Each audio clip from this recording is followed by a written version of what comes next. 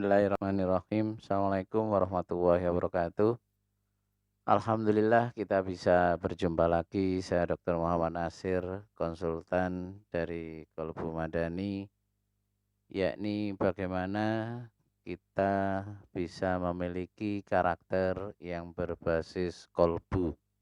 Sekali lagi berbasis kolbu, karena saya meyakini bahwa dengan hanya itu kita mampu mencapai falah dengan standarnya Allah, yakni kesuksesan dan kebahagiaan.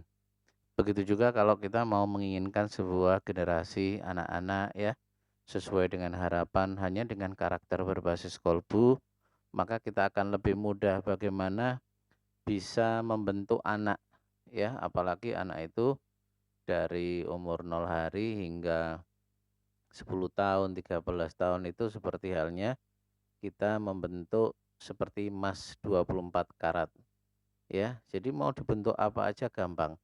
Apalagi dibentuk dengan karakter yang berbasis kolbu, bukan otak ya. Untuk itu saya mohon untuk subscribe dan memberikan komentar tentang apa-apa yang telah kami sampaikan atau sajikan.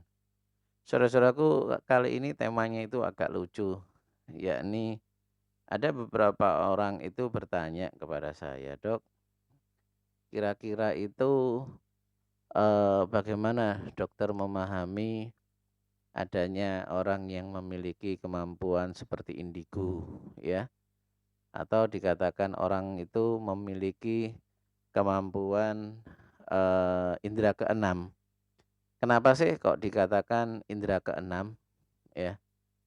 Jadi kalau secara medis itu indera itu 5 ya, mata, hidung, telinga, terus pengecapan sama kulit. Lalu ditambah lagi kalau orang itu memiliki satu lagi, yakni kemampuan untuk melihat hal-hal yang bersifatnya goib ya, jin di sini masyarakat umum itu mengatakan itu memiliki indera yang keenam ya. Sebenarnya untuk mengetes apakah orang itu memiliki indera keenam atau tidak itu sebenarnya bisa ya. Dan mudah-mudahan saya juga bisa untuk mengetes ya. Saya punya caranya ya, saya punya caranya. Insya Allah saya bisa bisa ngetes apakah itu indera keenam beneran atau bohongan. Artinya bohongan itu gini, saudara-saudaraku. Orang itu bisa memiliki, bisa melihat jin, tapi itu karena ilmu orang tuanya, dia ngelakon, atau dikasih ijazah ya, gurunya dan lain sebagainya. Ijazah itu bukan ijazah ya, jadi amalan-amalan yang itu, yang tahu ya yang masih ijazah itu tadi ya. Jadi insya Allah saya bisa bisa mendeteksi akan hal itu. Ya kalau siapa aja yang memang mau kepingin dideteksi apakah saya itu punya indera keenam atau enggak, atau punya indera keenam tapi belum belum bisa difungsikan, nanti bisa saya bantu itu, ya. Lalu yang aneh ini ada satu pertanyaan lagi, "Dok, indera itu apa sampai mentok di 6?" Nah, saya bilang kalau menurut guru saya, ya, guru saya, indera itu sampai ke 10, ya.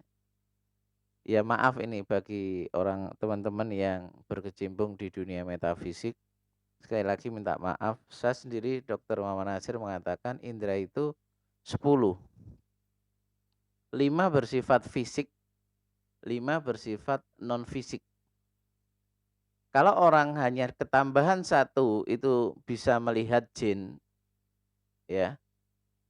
Dan kalau menurut saya, indera yang ketujuh itu adalah orang yang memiliki diberi Allah kemampuan itu bisa tembus pandang. Satu contoh, melihat waktu nganalisa seseorang, kita bisa melihat tubuh seseorang, bisa melihat organnya, bisa melihat jaringannya, bisa melihat selnya. Nah itu kalau menurut saya indera ketujuh, sudah nggak keenam lagi. Karena orang yang indera keenam itu tidak akan bisa insya Allah masuk ke indera ketujuh jika memang ia tidak diizinkan oleh Allah. Sekali lagi, semuanya itu ada 2 macam ya, ada yang murni dan ada yang tidak murni. Ya kalau yang tidak murni bisa aja ya dengan cara apapun bisa, tapi itu nggak usah kita pikirkan, kita yang mikirkan yang murni aja. Ya, sekali lagi, 6 untuk melihat jin secara umum. Sekali lagi, ini jangan salah paham ya buat teman-teman ya, khususnya di kelompok tertentu dipikir orang melihat jin itu, orang itu nggak dipercaya. Yang dilihat orang pada umumnya lihat jin itu adalah jin yang sudah tidak dalam bentuk aslinya. Semua orang tidak akan pernah tahu yang namanya jin dalam bentuk asli itu kayak apa ya. Kita nggak akan pernah tahu. Karena jin sendiri itu dibagi 3. Untuk jin sendiri, jin dari bangsa setan itu masuk kelompok jin, termasuk iblis. Ya, jadi jangan salah paham ya.